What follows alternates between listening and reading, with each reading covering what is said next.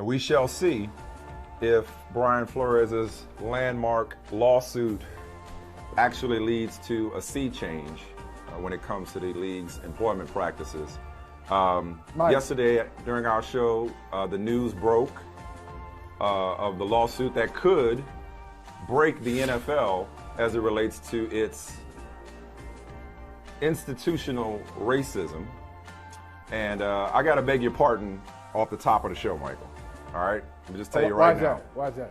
I'm edgier than usual today. It might be because it's Black History Month. Might be because I worked my way through the entire lawsuit last night and today. Yes. So I'm edgier than usual today. So please don't take it personally. Having said all that, there's a lot of things written in this lawsuit that are universal and personal to all of us as black men and black people. So maybe that's why it's got me extra fired up. You worked your way through it. What were your feelings after having read the whole thing? I'm going to tell you. Read the whole thing, what's your feelings? Let's go back, guys. Let's go right back to that headline you just showed from the New York Times. And I'm a fan of the New York Times, so this is not a slash attempt to take down the NYT. I'm a subscriber. But Mike, this story is not supposed to be comedic. It's not supposed to have comedic elements. Read that subhead, journalism talk, jargon. There's a bold part, and then there's underneath. The former head coach of the Miami Dolphins claimed in a class action lawsuit filed Tuesday that, wait for it, the NFL discriminated against him and other black coaches in their hiring practice. Well, hey, as he said, we don't need a lawsuit for that. We don't need a class action lawsuit for that. He got it absolutely right. That ain't even a headline. We always talk about headlines should advance the story. That don't advance the story because that is clear. That is indisputable. Of course, because the numbers do speak for themselves. But as I look at this lawsuit, Mike, you're right. I thought before I heard Brian Flores say the same thing, I said this is consistent with a lot of industries in the United States of America. That we just happen to be talking about football in the view of black people and everybody else. That's football story. That is the story of corporate America in the United States. So he's right when he says, I'm speaking as a football coach, but there are many people, black people in the United States, who have the same experiences in their professions. And an amen goes right there. But when I got through it, I had 2 or 3 things that I wanted. I wanted action items immediately. The first action item I wanted was for the New York Giants to be made an example of. I want the New York Giants to get the highest fine possible. Not that it will change their heart, won't change their mind, but I want them to get the highest fine possible, and I want them to lose draft picks. Since you gain draft picks from talking to and hiring black folks, well, if you're not going to go by the spirit of the Rooney Rule, you need to be fined and lose draft picks. Shameful for the New York Giants. You're guilty, caught red-handed, hand in a dozen cookie jars. That's 1. 2, Stephen Ross, they won't do it because the owners always protect themselves. Stephen Ross called his coach to a yacht and asked him to throw games. Well, he called him to the yacht and asked him to do something else illegal. That was tampering. No, I'm sorry. That was a tampering one where he wanted him to get Tom Brady. But in another trip, he asked him to lose games on purpose. Didn't Paul Hornung, Mike, you're a student of NFL history. Didn't Paul Hornung, wasn't he suspended for a year for gambling? Alex Karras, Paul Hornung, yeah. And Alex Harris. So for a year at least, if not the team, because owners should be held to a higher standard, he needs to be put aside. If that is true, he needs to just be step aside, dude. What are you doing? And I'll say this. I mean, there's so much to talk about. I'll start here because I will go back and forth on this. I mean, there's a lot of takeaways. I was talking to, I hope you are not offended by this, but Mike, I was talking to a couple of my white friends last night on television, and we talked about, they were talking about the Stephen Ross thing. and said, yeah, that's dirty. But I don't see how that's racist. I said, okay. I need you to understand that black coaches rarely get opportunities. And you get an opportunity, you're judged sometimes by your win-loss record. Sometimes that doesn't even matter to your employers. You think you're going to get one shot. You're most likely going to get one shot. The numbers back that up. In your one shot, somebody comes to you and asks you to throw games. That is, because that's something you wouldn't do to a white coach. You just wouldn't ask a white coach to do that. And so it's not a cross burning on your lawn racism. It ain't that kind of racism, but it is racism. And we got to recognize the different faces of it. We got to recognize the subtleties of it and the nuances of it to understand it. If you keep waiting for somebody to come, if you're waiting for the boogeyman to come at your door with a club saying, knock, knock, hi, I'm racism, I'm dirty, and I got fangs, then you just got the wrong idea about this thing. There's so much to get into. I want to hear what you have to say. I got a lot of thoughts on this, but you take the pass and run with it. They might ask a white coach to tank, but the difference is if a white coach tanked, it wouldn't be used against him later to get fired. The data shows that black coaches are much less frequently hired and far more frequently fired.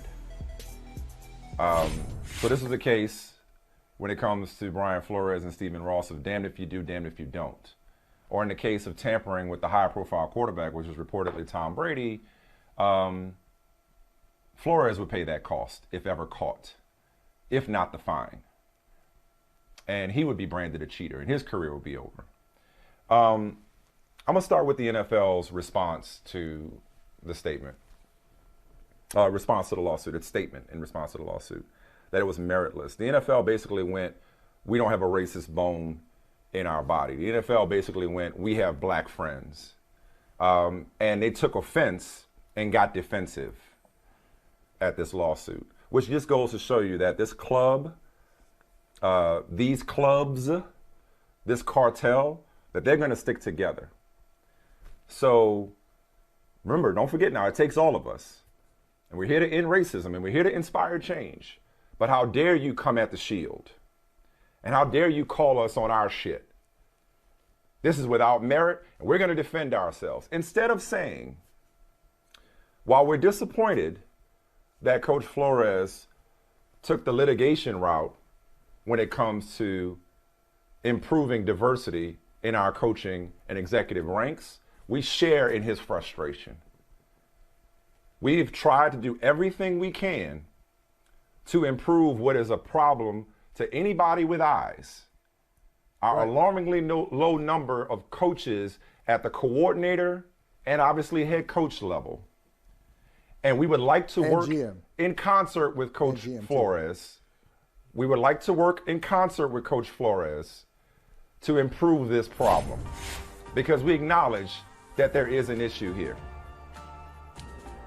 But what I loved about this lawsuit as I read through it is that, see, the NFL and the United States of America, or even the world at large, they had a certain idea of what the racial reckoning, the so-called racial reckoning, in the aftermath of the murder of George Floyd. They thought a racial reckoning looked like pandering, performative PR campaigns and slogans. But really, this is what it looks like. See, this is chickens coming home to roost. This means it's time to pay the piper, because the best part about this lawsuit is, if you're so inclined to read it all, it is a history lesson. It is a history lesson. And let me give you this history lesson. They did throughout the history of protests in this country when it comes to civil rights, throughout the history of protests in this country when it comes to civil rights and activists, for a long time, we had to be perfect. We had to dress perfectly. We had to behave perfectly. We had to carry ourselves with a certain measure of dignity and respectability. You know, in many cases, it couldn't be a woman plaintiff, couldn't be a pregnant woman. Right. Okay? Yep. See the Montgomery bus boycott, right? So in this case, Brian Flores, for some, may not be the perfect plaintiff, but he doesn't have to be, because man, oh man, does he have a case. I mean, this lawsuit went back to the history of segregation and discrimination in this league. It went through Kaepernick. It went through Gruden and the Washington football team investigation. It went through concussion settlements and race norming. It went through everything, because none of this is happening in a vacuum. And it laid out cold hard facts. 15 of 129 vacancies in the 20 years since the implementation of the Rooney Rule, or 11%, have gone to black coaches. Right now, in a league with 70% black players, 1 black head coach, 4 black offensive coordinators, 11 black defensive coordinators, 8 black special teams coordinators, 3 black quarterback coaches, 6 black GMs. Okay? And so what we have here is no different than the racial wealth gap in the United States, which continues to grow as more power and more resources are passed down. Whereas in the NFL, the more that these white coaches get a general manager position or get a head coaching position, the more they hook up their boys, literally and figuratively, as in their bloodline, as in nepotism, as in their friends and their bloodline. So this problem is not just a Brian Flores problem. It's not just a 2022 problem. This goes back to the founding of this league. This league was built on institutional racism and discrimination, and Brian Flores is taking all of that energy and laying it at the feet of the NFL right now and saying, I don't just have my own receipts in the form of a drunk general manager who once upon a time was the face of your league, an allegedly drunk general manager showing up to a sham interview. I don't have it in the form of my experience with I don't have it in the form of my experience with my former employer. I don't have it in the form of this sham interview and the greatest coach of all time getting his Brian's mixed up. I have it in the form of 100 years of racism, both anecdotal and empirical evidence. And for the NFL, which needs a Rooney Rule and which needs to continue to tweak the Rooney Rule and amend the Rooney Rule, for the NFL to say it's meritless, in what world? Your actions, your words say that it's not meritless. So once again, when it comes to PR, the NFL fumbled. And they've already lost this battle in the court of public opinion. Yeah, I mean, meritless. I think meritless was one of the things that got me. But beyond that was just really that little detail in there. It went on and on, talking about the history. As you said, Mike, it's a great history lesson. And for those of us who have devoted our careers to sports commentary, sports coverage, sports reporting, whatever you want to call it, a lot of this stuff is not new individually, in a vacuum. None of it's new. We know about race norming. That's been in the news. We know about John Gruden, obviously. We know about Art Shell and how the league had its first African-American coach in the modern era. It was in 1989. It wasn't like 1930 or 1950.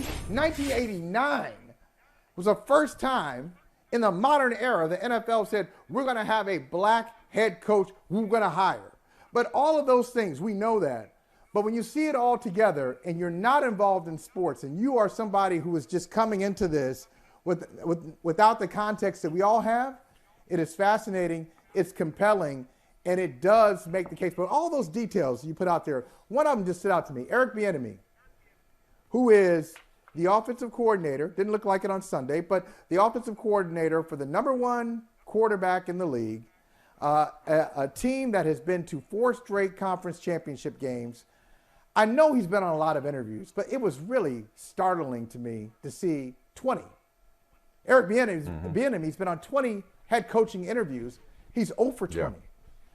0 for 20. I can't shoot from three-point range, but if I throw it up 20 times, I'm going to throw one of them in there. I'm going to bank one in.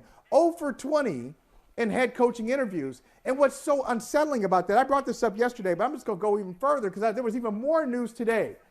So, #1 quarterback in the league, most of the time, if you are a quarterback coach, offensive coordinator, something. If you're on that staff, you're a member of the offense, you got the number one quarterback in the league, you're moving on. Eric Bieniemy's 0 for 20. Nathaniel Hackett, O coordinator, Packers, doesn't call the plays. He's the head coach. Quarterback coach from the Packers, offensive coordinator. And I saw another buster today from the Broncos who was on the staff. Hey, none of y'all called plays for Aaron Rodgers. And they're all getting promoted. You don't even have to go league wide, Aaron Rodgers. Michael, you don't even have to go league wide. You could strictly focus on Andy Reid's offensive coordinators, Eric Bieniemy's predecessors. You could just focus on that if you wanted to. Hey, thanks for watching Brother from Another on YouTube. Make sure you hit subscribe before you leave, and be sure to watch us 3 to 5 p.m. Eastern Time on Peacock. Appreciate you.